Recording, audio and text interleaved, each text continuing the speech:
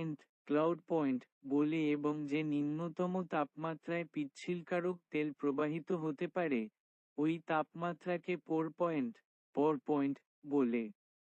উল্লেখ্য, বেশি পোর পয়েন্টের কারণে ঠান্ডা আবহাওয়ায় ইঞ্জিন স্টার্ট বা চালু হতে অসুবিধা হয়।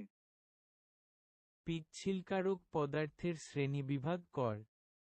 উত্তর: আমরা পিচ্ছিলকারককে লুব্রিক্যান্টস প্রধানত 4টি ভিত্তিতে শ্রেণীবিন্যাস করতে পারি, যথা: সঞ্জনিয়ারিং ম্যাসেরয়াল। 1. পিচ্ছিলকারকের অবস্থাভেদে according to state of lubricants, আই. ফ্লুইড পিচ্ছিলকারক, ফ্লুইড লুব্রিক্যান্টস। ই. আধা তরল পিচ্ছিলকারক, সেমি সলিড লুব্রিক্যান্টস। ই. কঠিন পিচ্ছিলকারক, solid lubricants. 2.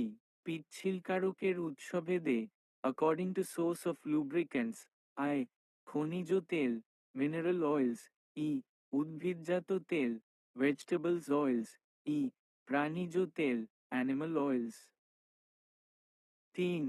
AP, I, A, P, I এবং এসএই, সাই অনুযায়ী according to A, P, I এবং সাই।